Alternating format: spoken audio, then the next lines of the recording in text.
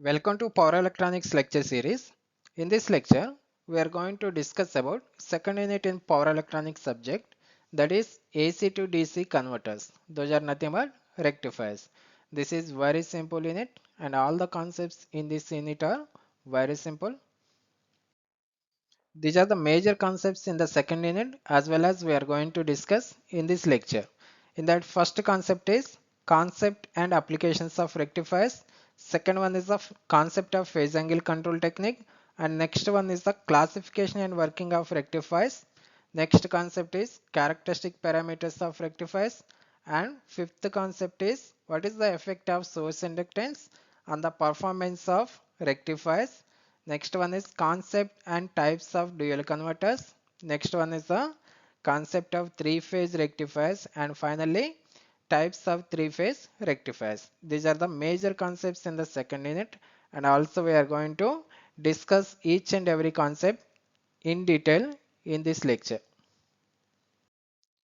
Coming to first concept, that is concept of rectifiers and applications of rectifiers. In this we are going to discuss about what is rectifier and what are the applications of rectifiers. Coming to concept of rectifier, here rectifier is a circuit which converts the AC voltage or AC current to the DC or pulsating DC voltage or current. That is rectifier. Okay, consider this is the rectifier. It is a simple circuit which converts the AC voltage or AC current. AC voltage or AC current to the DC voltage or pulsating DC voltage or current. Means the input for this circuit is the AC parameter and we are going to get the DC parameter as the output voltage. Here AC voltage is represented like this, that is sinusoidal waveform. This sinusoidal waveform we are going to apply to the rectifier circuit as a input and we are going to get the pulsating DC. Pulsating DC like this. Okay, we are going to get this type of output voltage from this rectifier circuit. Okay, this is the AC voltage which is given as the rectifier circuit as a input and we are going to get the DC output voltage. And this process, that is the process of conversion of AC voltage or AC current to DC voltage or DC current, is called the rectification process. And here diode rectifiers are called as the uncontrolled rectifier. Why? Because in diode rectifiers the output, the magnitude of the output voltage is mainly depends upon the magnitude of the input voltage. So these type of rectifiers are called the uncontrolled rectifier. Why? Because in diode rectifiers, diode going to offer no control on the output voltage. So diode rectifiers are called the uncontrolled rectifiers. Next one is the phase control rectifiers. Okay, diode rectifiers are the examples for uncontrolled rectifiers. Why? Because in diode rectifiers, output voltage is majorly depends upon the magnitude of input voltage. Magnitude of input voltage. So diode rectifiers are called the uncontrolled rectifiers. Coming to phase control rectifiers, in phase control rectifiers, the output voltage, going to depends upon the firing angle as well as magnitude of the input voltage. Magnitude of the input voltage. By changing the firing angle, we are going to get the control output voltage. By changing the firing angle, we are going to get the control output voltage. So here phase control rectifiers are called as a control rectifiers. Okay, the difference between diode rectifiers, those are uncontrolled rectifier and control rectifiers, are in uncontrolled rectifiers we are going to use the diodes, but in case of phase control rectifiers we are going to use the SCRs or thyristors. Okay, in diode rectifiers output voltage is majorly depends upon the input voltage, but in case of phase control rectifiers output voltage going to depends upon the firing angle as well as magnitude of input voltage. By controlling the firing angle, we are going to get the control output voltage. Now coming to concept of firing angle. Okay, this firing angle is defined as the angle from reference to the point at which SCR going to trigger, means SCR going to starts conducting. That angle is called the firing angle. Here firing angle is represented by alpha. Okay, that is the concept of phase control rectifiers and concept of firing angle. Firing angle also called as the delay angle. Coming to applications of rectifiers, we majorly find the applications of rectifiers in paper mills, textile mills, and also in steel mills we can find the applications of rectifiers. And some of the major applications of rectifiers are AC fed traction system, and second one is the reactor controls. Also we are going to use the rectifiers, magnet power supplies, flexible speed industrial drives, battery charging, high voltage DC transmissions, and finally we are going to use the rectifiers in UPS, that is uninterruptible power supply systems. Okay, these are the major applications of rectifier circuits. Coming to second concept, that is phase angle control technique. This is very simple and very important technique. Why? Because the working of any type of rectifier circuit depends upon this technique only. Now we are going to discuss about what is phase angle control technique and how the rectifier depends upon this technique. Coming to concept of phase angle control technique in diode rectifiers. In diode rectifiers, the magnitude of the output voltage depends upon the magnitude of input voltage. Means by controlling the magnitude of input voltage, we are going to get the controlled output voltage. So these type of rectifiers are called the uncontrolled rectifiers. But in case of thyristor or phase angle control rectifiers, the magnitude of the output voltage is depends upon the magnitude of input voltage as well as phase angle. Means by controlling the magnitude of input voltage or by controlling the magnitude of phase angle, we are going to get the controlled output voltage. So this type of rectifiers, thyristor based rectifiers or phase control rectifiers, are called the controlled rectifiers. In this case, the process of controlling the output voltage by controlling the phase angle is called the phase angle control technique. That is, by controlling the phase angle or delay angle, we can control the output voltage. This technique is called the phase angle control technique. This is the concept of phase angle control technique. Next one is the classification and working of rectifiers. Now we are going to discuss about what is the different types of rectifiers and what is the working of basic rectifier circuit. Depending upon different factors, rectifiers can be classified into several types. In that first one is first factor is depending upon the type of the input supply.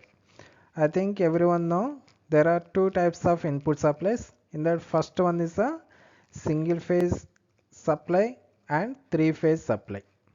Okay, these are the two types of input supplies. Depending upon these two types of input supplies, rectifiers are classified into single phase rectifier and three phase rectifiers. That is, depending upon type of the input supply, rectifiers are single phase rectifiers and three phase rectifiers. Coming to second factor, that is depending upon the type of the output voltage.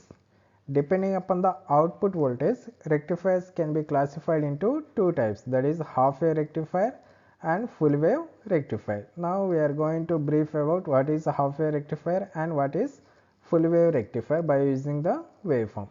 Consider this is the input voltage waveform and this is output for one rectifier and this is the output for second rectifier.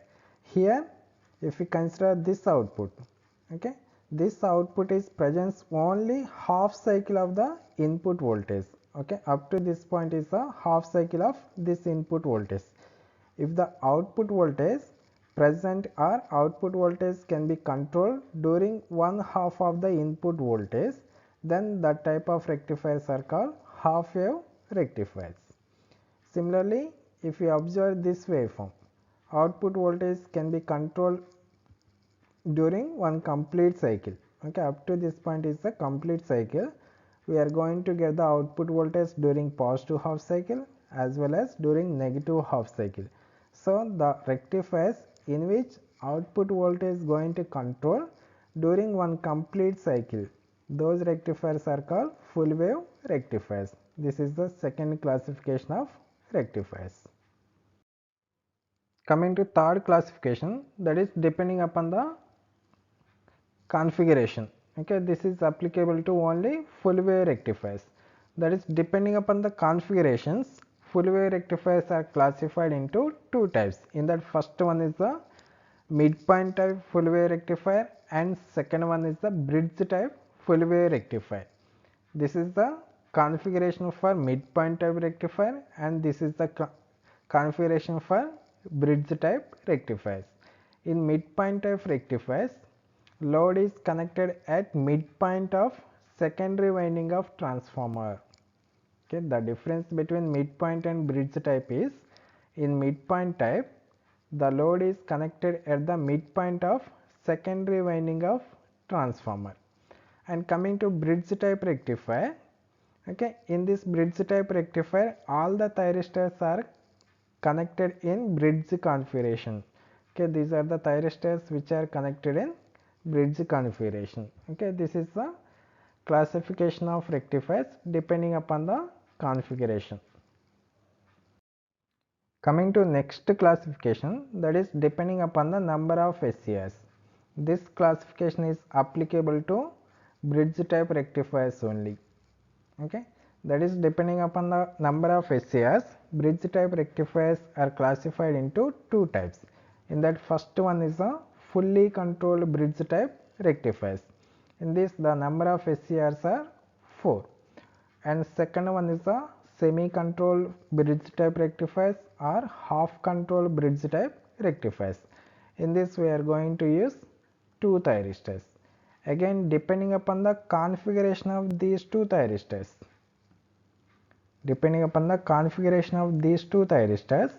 semi-controlled rectifiers are classified into two types.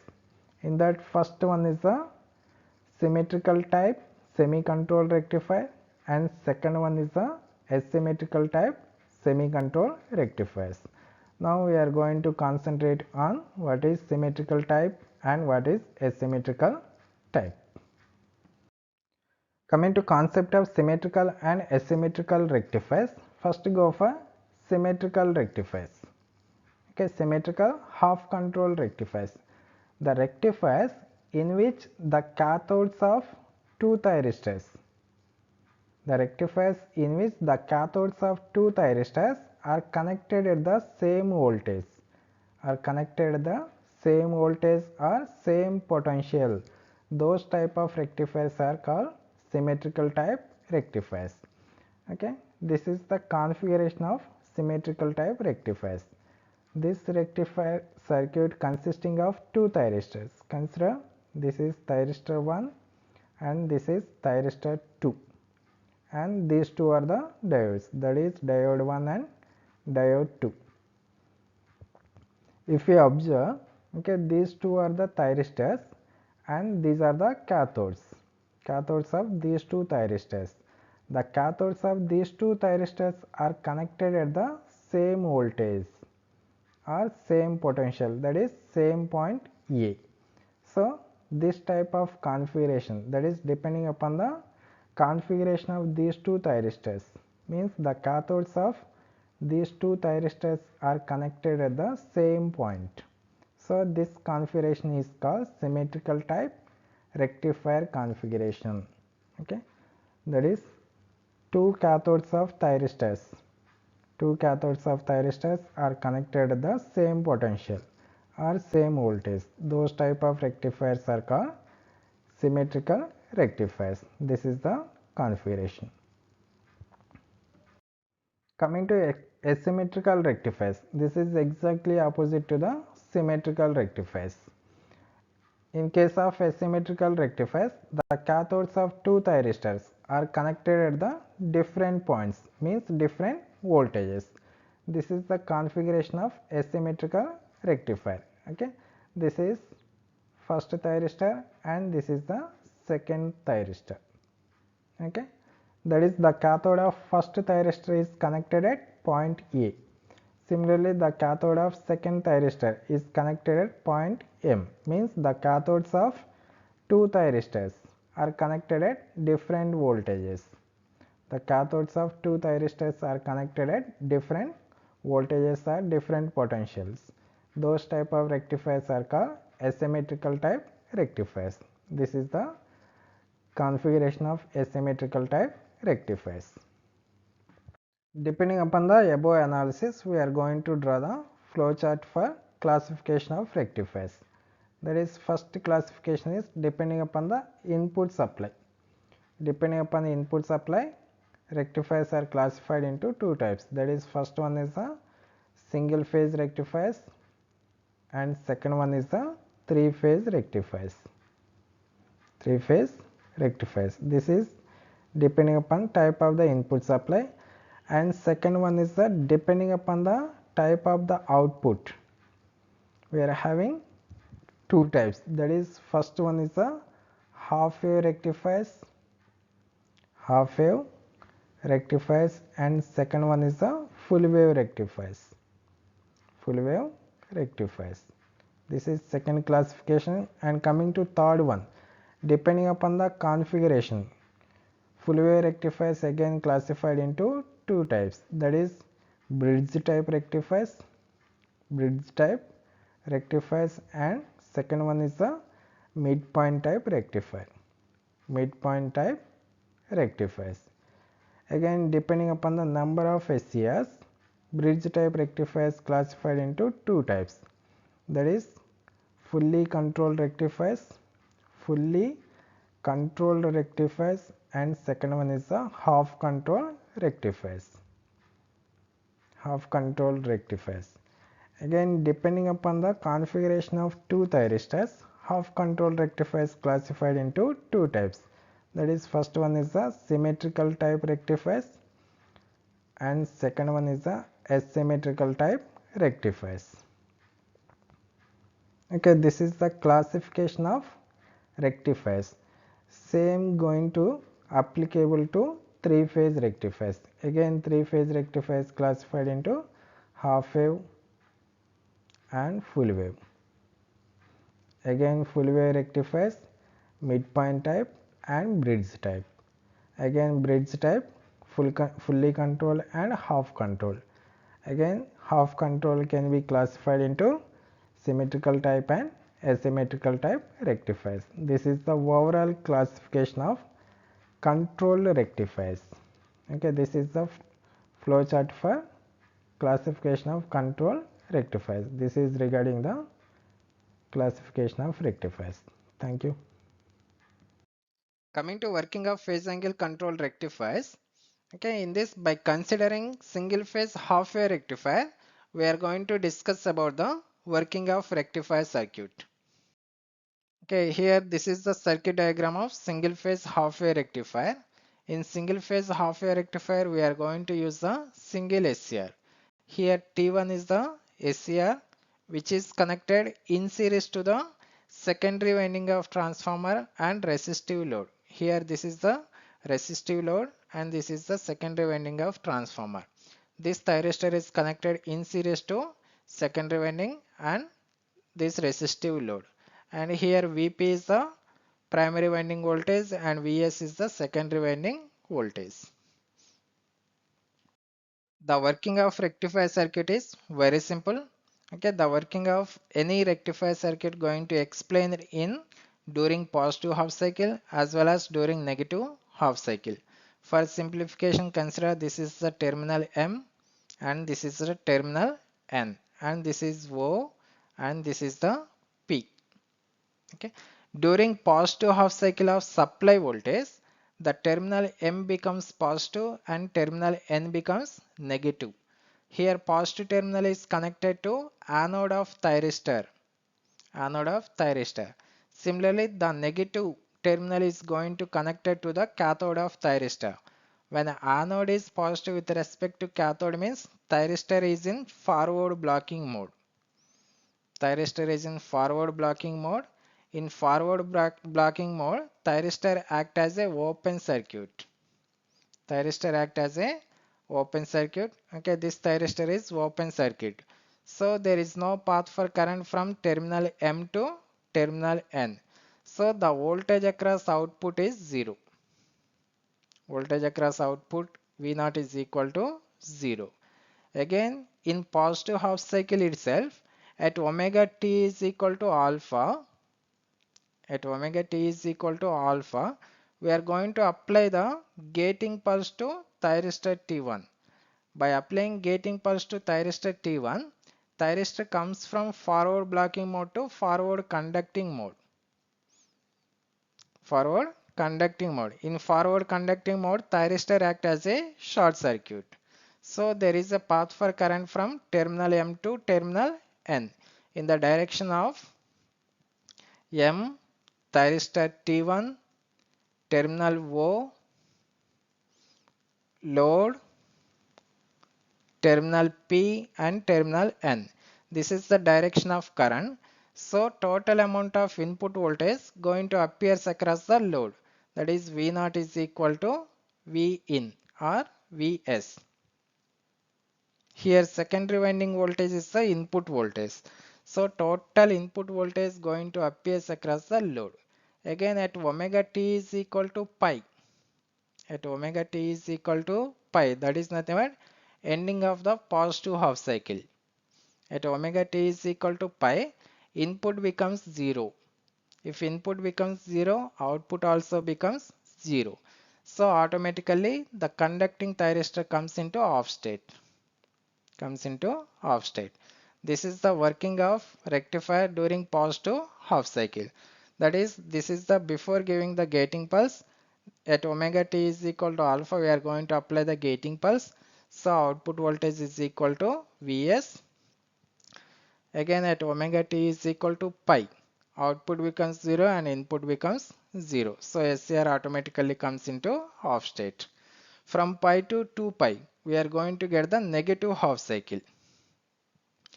During negative half cycle, terminal M becomes the negative and terminal N becomes the positive.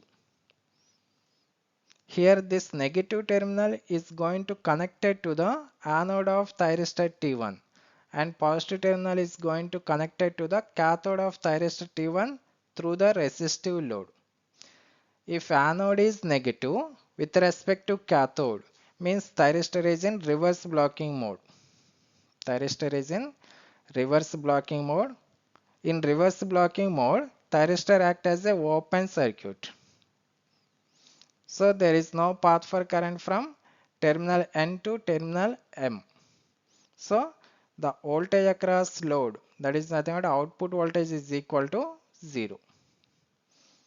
Again at omega t is equal to 2 pi. Means at the ending of negative half cycle, input becomes 0 as well as output also becomes 0. Again we are going to get the positive half cycle.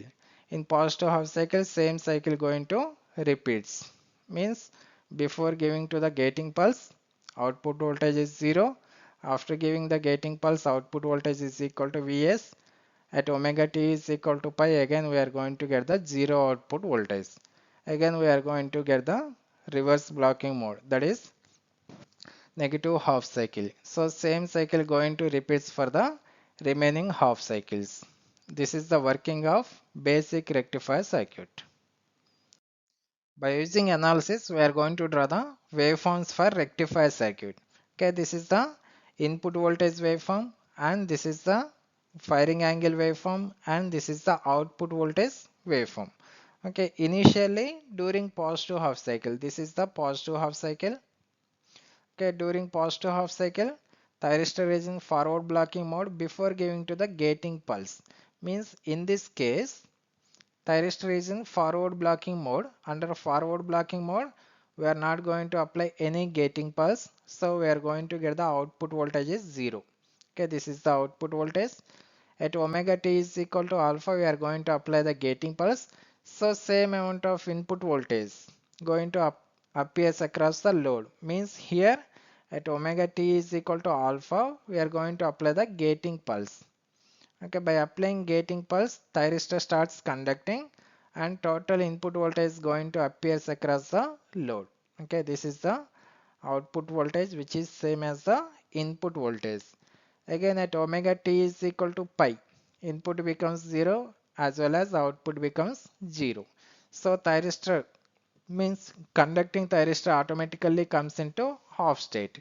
Again this is the negative half cycle. During negative half cycle, thyristor is in reverse blocking mode, which is act as a open circuit. So the voltage across load is 0. Okay, again at omega t is equal to 2 pi, that is the ending of the negative half cycle. Again we are going to get the positive half cycle. Same cycle going to repeats. Okay, from pi to 2 pi, output voltage is 0. Again from 2 pi to 2 pi plus alpha, thyristor is in forward blocking mode. Again we are going to get the output voltage is 0. At 2 pi plus alpha we are going to apply gating pulse again. So again we are going to get the output voltage which is same as the input voltage. So same cycle going to repeats for the remaining half cycles. Okay, these are the waveforms for basic single phase half wave rectifier with resistive load. Now we are going to discuss about characteristic parameters of rectifiers. Means by using these rectifiers, we are going to analyze the performance of any type of rectifier circuit. Coming to first parameter, that is average output voltage and average output current.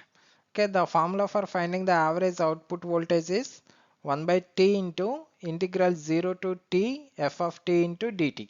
Here t is the time period and f of t is the function. Okay, coming to above waveform, time period, the formula for time period is given as time period t is equal to starting point of second pulse minus starting point of first pulse. Here the starting point of second pulse value in the single phase half wave rectifier is 2 pi plus alpha, and starting point of first pulse in the output is alpha. Okay, by cancelling alpha and alpha we are going to get the time period value is 2 pi in case of single phase half wave rectifier, and function f of t is the input value, that is Vm sin omega t. By substituting these two values, time period and function, in this formula and by applying the integration, we are going to get the average output voltage is Vm by 2 pi into 1 plus cos alpha. Okay, this is the formula for average output voltage of a single phase half wave rectifier. Okay, in this we are going to consider load is the resistive load. So for a resistive load, voltage and current are in phase, and current is given as the voltage by resistance, that is I is equal to V by R. For finding the average current value, just we are going to consider the average output voltage by resistance. We already know the formula for average output voltage, that is Vm by Vm by 2 pi into 1 plus cos alpha. Okay, from that average output current is given as average output voltage by resistance. We will get the average output current formula. Okay, in this where we have to remember 2 points. While finding the average value for a periodic waveform whose two halves, that is positive and negative halves, are exactly similar, then we will get the average output voltage value is 0 for a complete cycle. Okay, in these type of waveforms, for finding the average output value, we have to calculate the average output value for any one half, that is either positive half or negative half we have to consider, and we have to find out the average value. Okay, if we consider complete cycle, then average value becomes 0. Okay, this is about the average output voltage and average output current formula. That is V average is Vm by 2 pi into 1 plus cos alpha. I average is Vm by 2 pi R into 1 plus cos alpha. Coming to second one, that is RMS voltage R and RMS current. Okay, we know formula for finding the RMS values. That is RMS value is given as square root of 1 by t into integral 0 to t f of t square into dt. Okay, again here t is the time period which is given as starting point of second pulse in the output voltage minus starting point of first pulse in the output voltage. We are going to get 2 pi for a single phase half wave rectifier, and here f of t is the function which is given as Vm by Vm into 1 plus cos alpha. That is f of t is given as Vm into sin omega t. Okay, by substituting these two values and simplifying the integration, we are going to get the RMS output voltage for a single phase half wave rectifier is Vm into pi minus alpha. Vm into pi minus alpha by 4 pi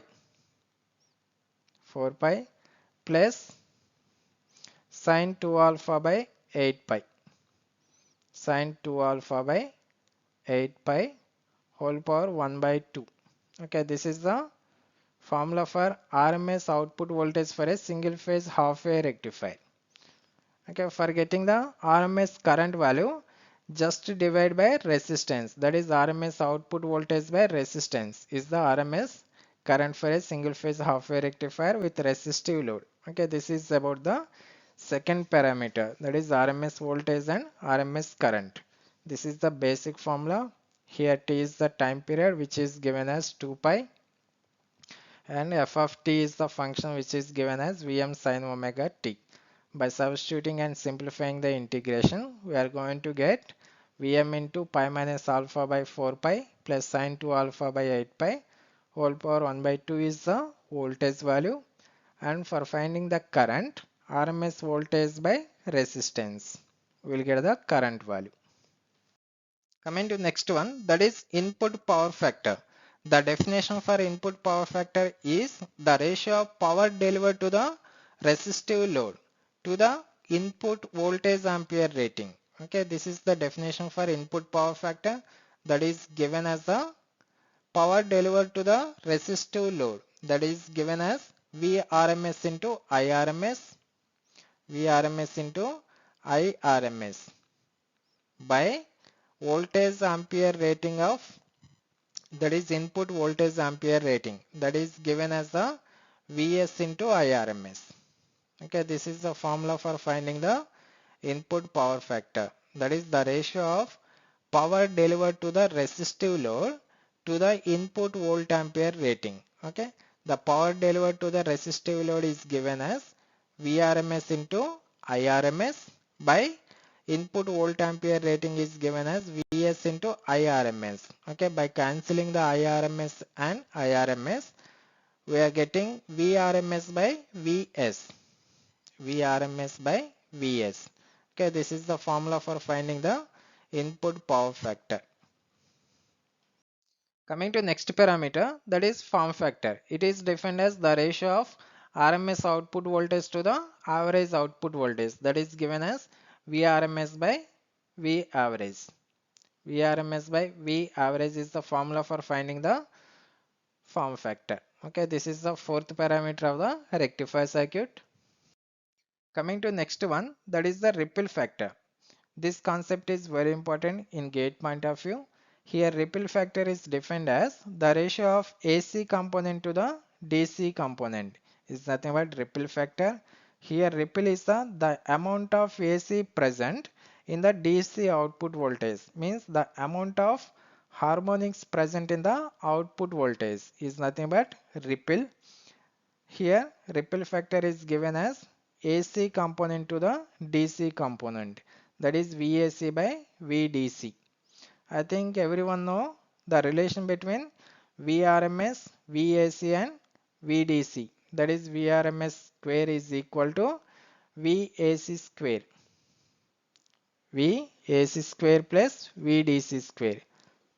VDC square. Okay, by using this relation, find out the VAC square and substitute that value in place of VAC.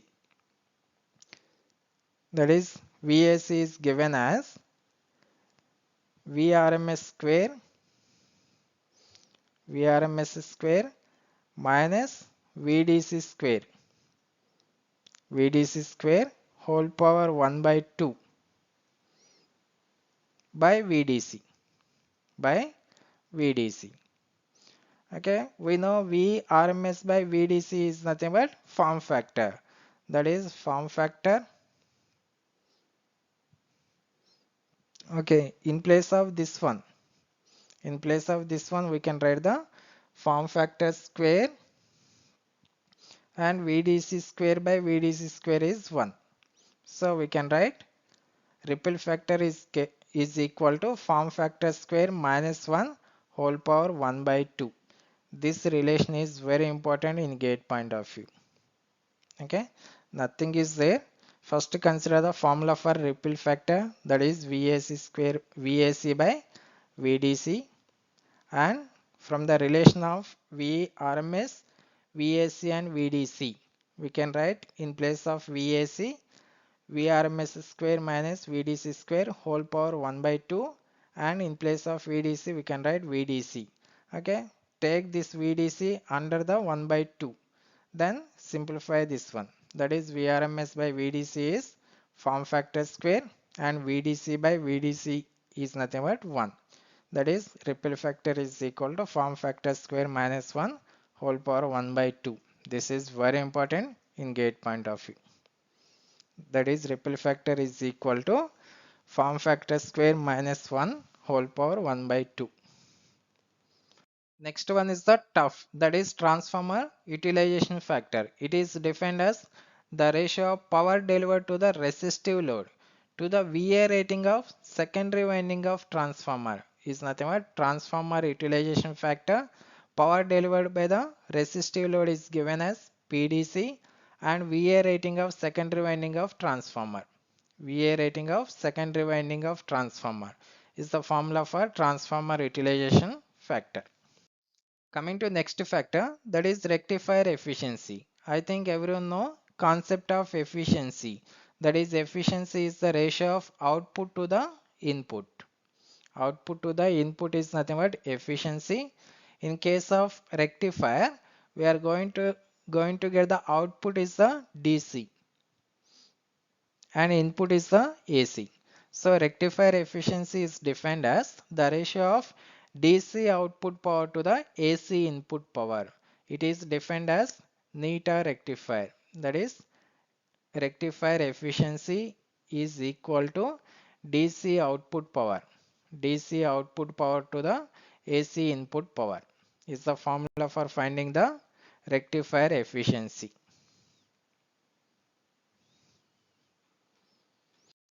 Coming to next one, that is peak inverse voltage. This factor also very important in gate point of view, and it is defined as the maximum amount of voltage appears across the SCR when SCR is in reverse blocking mode. Okay, consider voltage across the SCR, that is voltage across SCR. Okay, from 0 to alpha, SCR is in forward blocking mode. SCR is in forward blocking mode and act as a open circuit. So total input voltage appears across the SCR. From alpha to pi, SCR is in forward conducting mode and act as a short circuit. Then the voltage across thyristor is 0. From pi to 2 pi, that is negative half cycle, SCR is in reverse blocking mode. SCR is in reverse blocking mode and act as a open circuit. So total amount of input voltage going to appear across the thyristor only, and the magnitude of the input voltage is Vm. Okay, this is the magnitude of input voltage when SCR is in reverse blocking mode. Okay, this is the peak inverse voltage of single phase half wave rectifier. Okay, peak inverse voltage is defined as the maximum amount of voltage appears across the SCR when SCR is in reverse blocking mode. Here Vm is the maximum amount of voltage appears across the SCR when SCR is in reverse blocking mode. Coming to next parameter, that is circuit turn off time.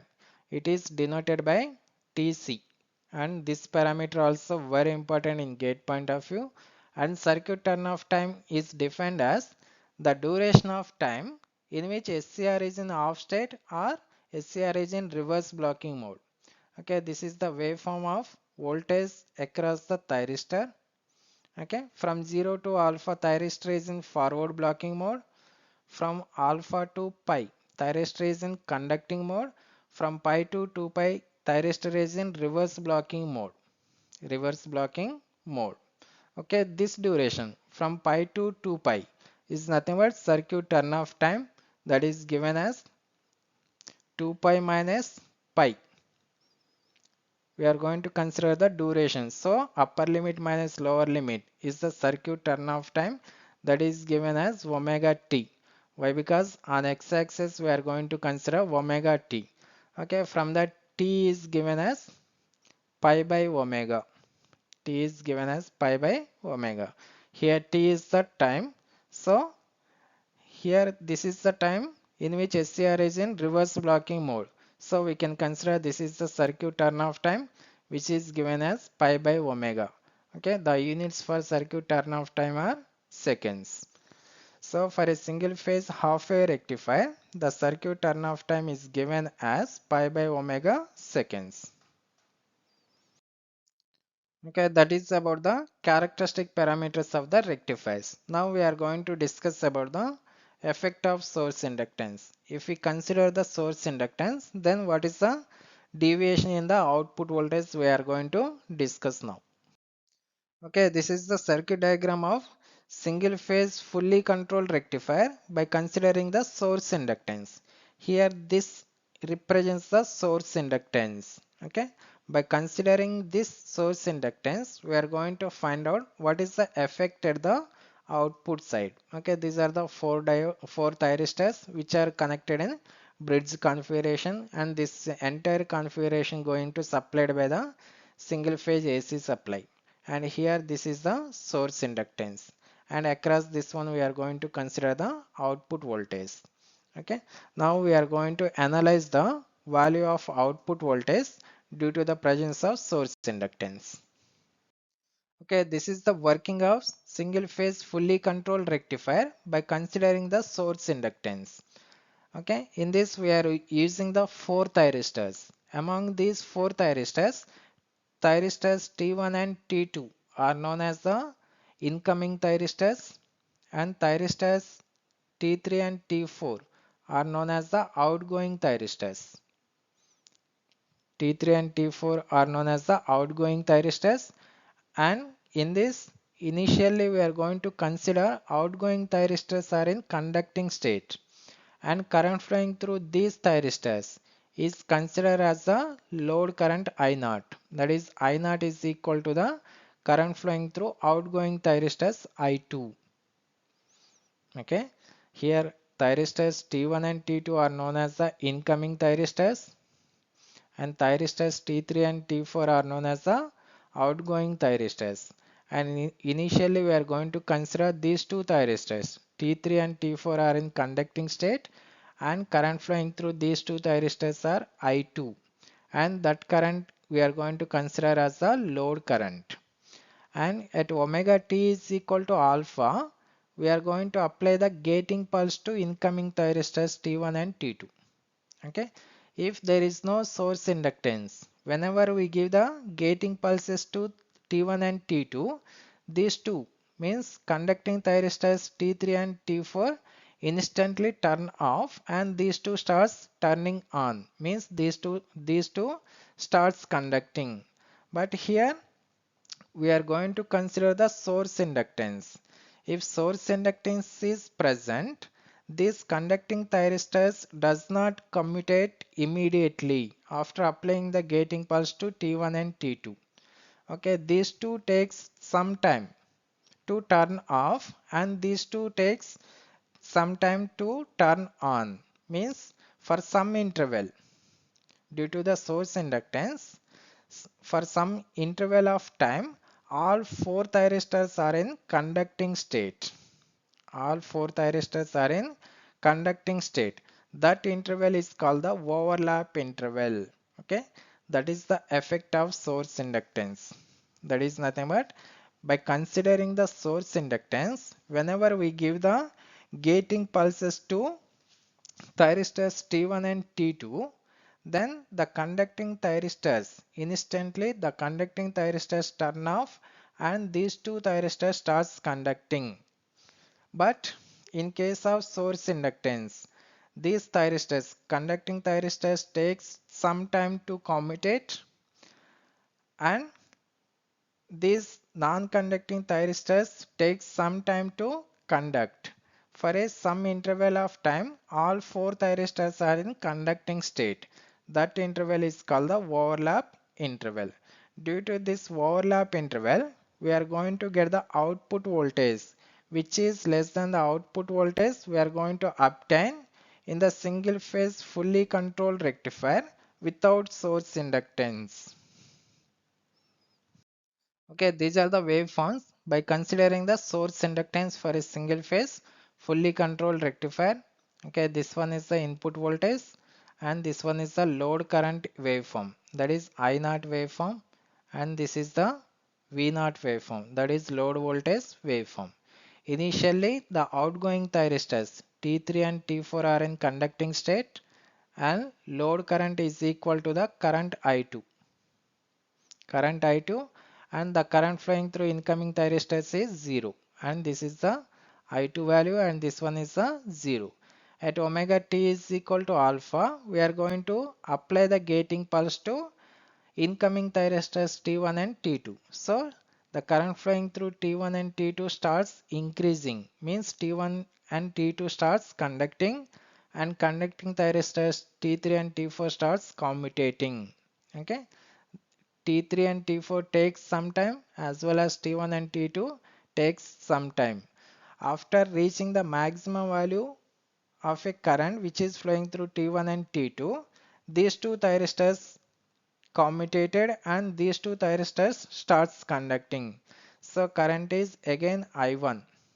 Current is I1 and current flowing through T3 and T4 becomes 0.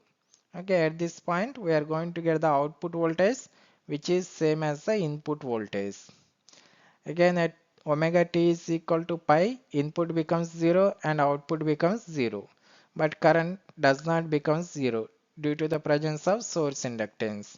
Again it takes some time to commutate and T3 and T3 and T4 takes some time to turn on. This period, that is this mu representation, is the overlap period. The time in which all four thyristors are in conducting state is nothing but overlap time, which is represented by mu. Okay, same cycle going to repeats for the remaining half cycles. Okay, these are the waveforms related to effect of source inductance. Okay, these are the sum of the effects by considering the source inductance. In that first one is, if source inductance is present, the average output voltage of a rectifier circuit going to decreases. And second one is, we are going to get the harmonics in the output voltage as well as output current waveforms. Means we are going to get the high amount of ripples in the output voltage and current waveforms. And third one is, by considering the source inductance, the performance of a rectifier circuit going to modified. Okay, these are the sum of the major effects by considering the source inductance. Now we are going to discuss about concept of dual converter. Okay, in this we are going to discuss about what is dual converter and what are the types of dual converters. This concept is very simple. Coming to concept of dual converter is a electronic converter or electronic circuit which consisting of two converters. Among these two converters, one converter acts as a rectifier circuit and second converter acts as a inverter circuit. Means at a time we are going to get the two operations. One is the rectification operation and second one is the inverting operation. Coming to construction of dual converter, in this dual converter two fully controlled converters going to connected in anti-parallel. Okay, two fully controlled converters going to connected in anti-parallel, and these two converters going to supplied by a same DC source. And coming to use of a dual converter, By using dual converter, we are going to get the 4-quadrant operation. Okay. By using dual converter, we are going to get the 4-quadrant operation. This is the introduction of dual converter. Means we are going to get the 2 operations at a time. Coming to constructions, 2 fully controlled converters going to connected in anti-parallel and supplied by a same source. And by using dual converter, we are going to get the 4-quadrant operation. Now we are going to discuss about the basic block diagram of dual converter. Okay, this is the block diagram of dual converter. Okay, which is consisting of 2 converters, converter 1 and converter 2. Okay, these 2 converters are connected in anti-parallel and these 2 converters going to supplied by the same source, that is supplied by same supply. In between these 2 converters we are going to connect the load. Okay, this is the block diagram of dual converter. This is the 4-quadrant operation of a dual converter. That is, in first quadrant as well as fourth quadrant, converter 1 going to works. In first quadrant, converter 1 going to act as a rectifier, and in fourth quadrant, converter 1 act as a inverter. Similarly, in second quadrant as well as third quadrant, converter 2 going to operate. That is, in second quadrant, converter 2 act as a inverter, and in third quadrant converter to act as a rectifier. Okay, this is the 4-quadrant operation of a dual converter. Coming to operating modes of dual converter, this concept is very simple and very important concept. The operating modes of dual converter going to classified into 2 types. In that, first mode is the non-circulating current mode and second one is the circulating current mode. Coming to non-circulating current mode, in this non-circulating current mode, only one converter going to operate at a time. Means at any particular of time, at any particular instant of time, only one converter going to operates. Okay, this is the block diagram of dual converter, converter 1 and converter 2. Across load, we are going to calculate the output voltage.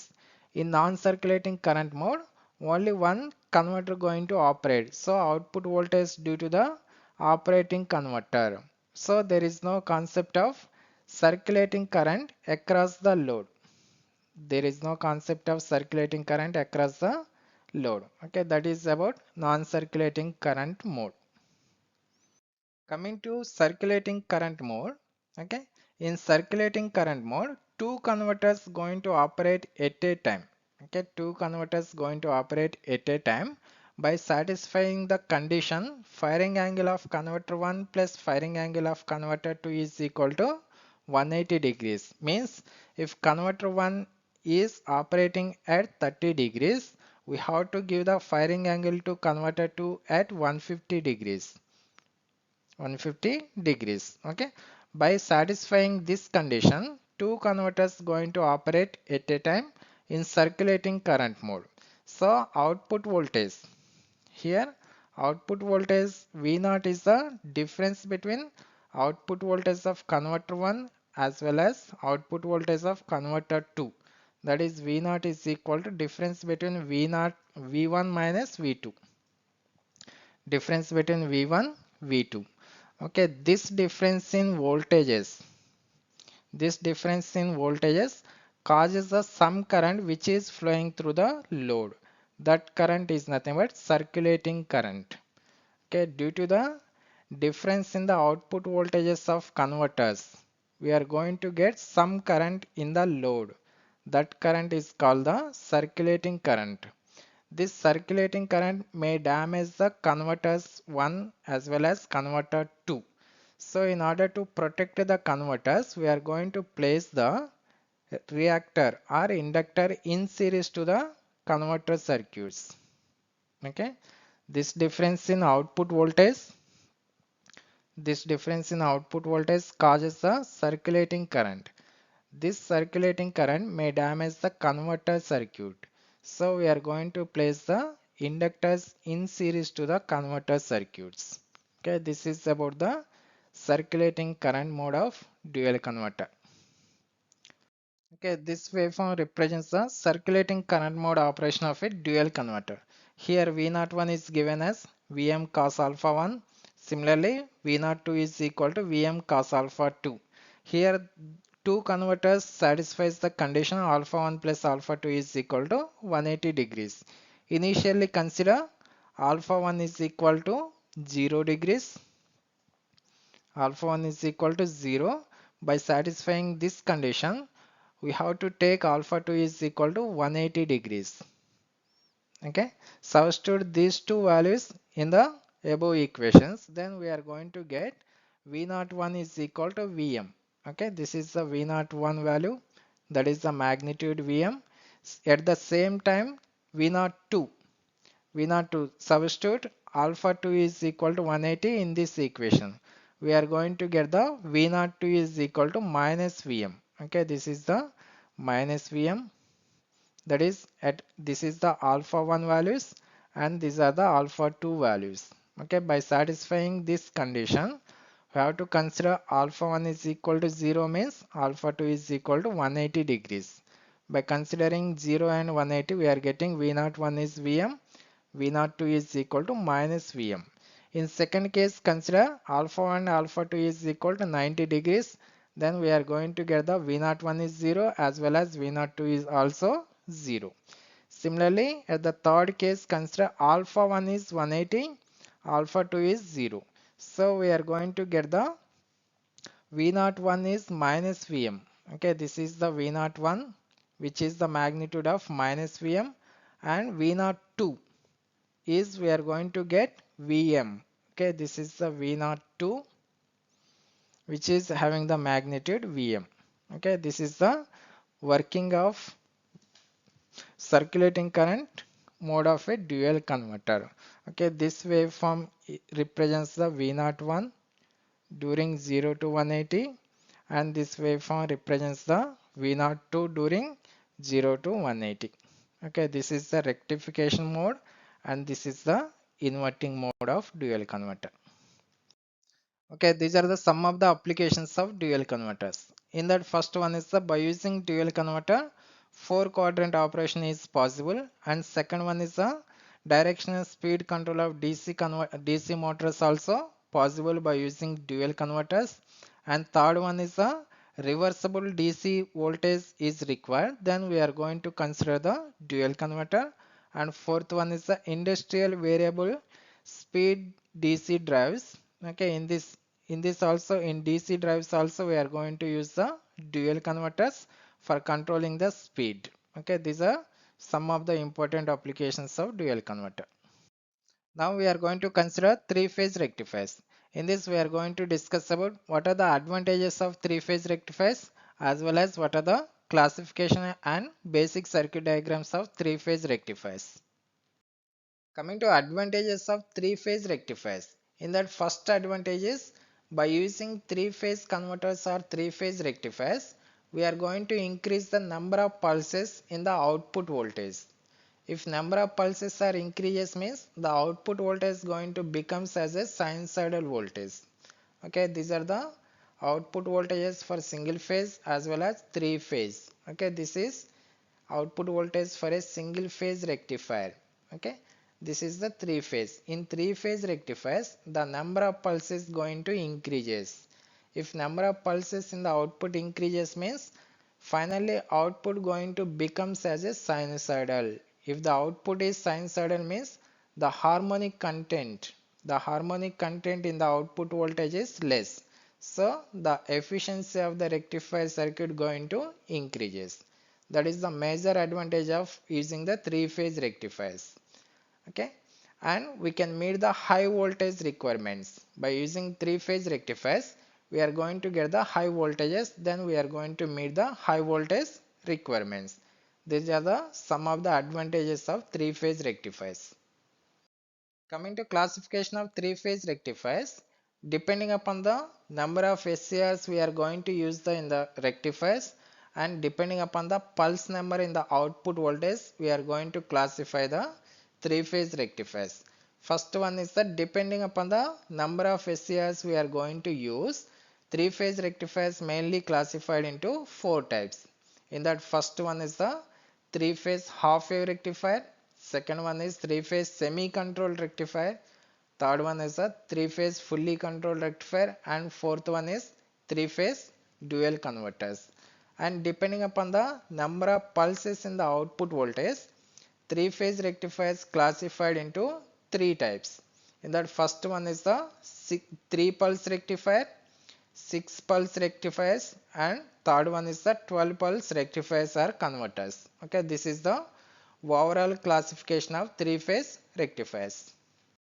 Coming to number of thyristors in each and every type of three-phase rectifier.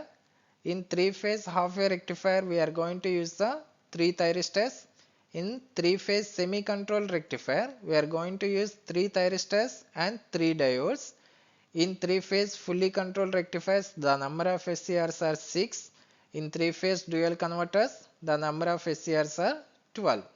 And coming to pulse number, here 3 pulse converter, we are having 3 pulses in the output voltage.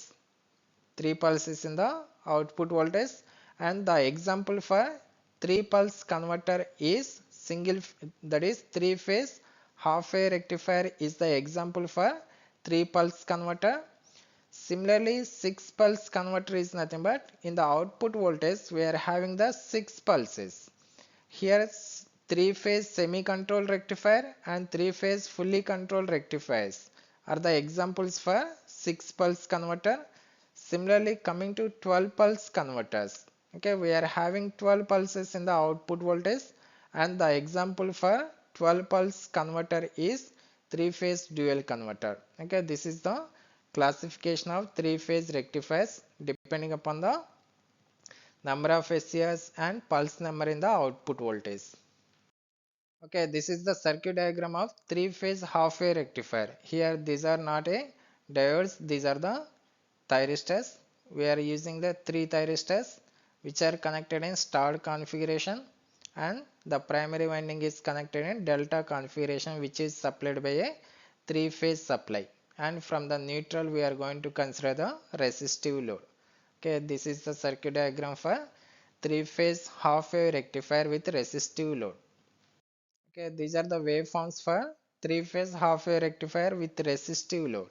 Okay, 3 phase half wave rectifier is the example for 3 pulse rectifier. Okay, means during one complete cycle of input voltage we are going to get the 3 pulses at the output. Okay, consider this is the phase A, phase B and phase C. Okay, for one complete cycle we are going to get the 3 pulses. Okay, from this point to this point, consider number of pulses, that is this one is the first pulse at the output, this is the second pulse, and this one is the third pulse. Means we are having the 3 pulses during one complete cycle of the input voltage. So single phase half wave rectifier is the 3 pulse rectifier. Okay, these are the waveforms for single phase half wave rectifier with resistive load. Okay, this is the circuit diagram of 3 phase semi controlled rectifier with R load. Okay, these are the thyristors and these are the diodes which are connected in bridge configuration and supplied by a 3 phase AC supply. Okay, this is the 3 phase AC supply which is given to the delta connected primary winding, and this is the star connected secondary winding. Okay, at the output of secondary winding we are going to connect the thyristors as well as diode. Okay, in 3 phase rectifiers we are having small different concept, that is the phase crossover point. It is defined as the point at which two phases are intersect each other. Okay, if we consider the input voltage for 3 phase rectifiers, this is the input voltage which are having the 3 phases, phase A, phase B and phase C. These 3 phases going to displace by 120 degrees. Okay, 120 degrees. If we consider this point, at this point phase A as well as phase C going to intersect, so this is the one phase crossover point. Similarly, this is one more phase crossover point. Why? Because at this point phase B as well as phase C going to intersect. So this is one phase crossover point, this is one phase crossover point, this is also a phase crossover point. Like this we are having different phase crossover points. In 3 phase rectifiers we are going to consider this phase crossover point as the reference point. Means we are going to apply the gating pulses at phase crossover points. In single phase rectifiers, at alpha is equal to omega t or omega t is equal to alpha, we are going to apply the gating pulses. But in case of three phase rectifiers, at phase crossover point we are going to apply the gating pulses. That is the difference between single phase and three phase rectifiers.